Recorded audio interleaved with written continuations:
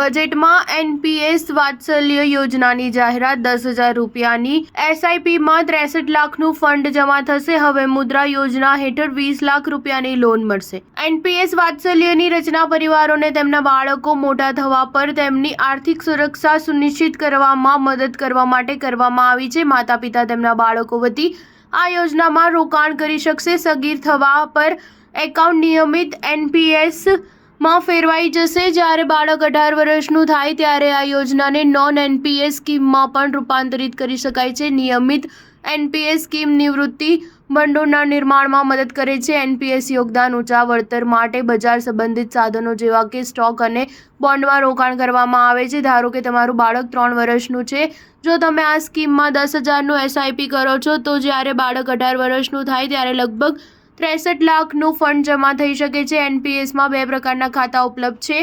Tyre 1 ખાતામાં withdrawal પર પ્રતિબંધ અને 500 રૂપિયાનું લઘુત્તમ રોકાણ, જ્યારે ટાયર 2 એકાઉન્ટ લિક્વિડિટી સુવિધા પૂરી પાડે છે। તેનું લઘુત્તમ યોગદાન ₹1,000 છે। તે બેંક દ્વારા લઈ શકાય છે। બજેટમાં મુદ્રા લોન મર્યાદા બમણી કરવામાં આવી છે। અગાઉ આ યોજના હેઠળ એમએસએમઈ માટે 10 લાખ રૂપિયા સુધીની લોન ઉપલબ્ધ હતી, જે હવે વધારીને 20 લાખ રૂપિયા કરવામાં આવી છે।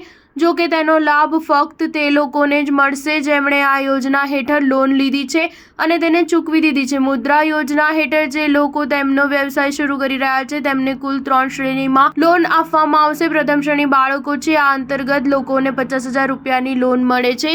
બીજી શ્રેણી કિશોર છે, જે હેઠળ 50,000 રૂપિયાથી લઈને 5 લાખ રૂપિયા સુધીની લોન આપવામાં આવે છે। ત્રીજી કેટેગરી તરુણ છે, જે હેઠળ 5 લાખથી 10 લાખ રૂપિયા સુધીની લોન આપવામાં આવે છે। સ્ટાર ન્યૂઝ 7 હંમેશા સચ્ચાઈની સાથે।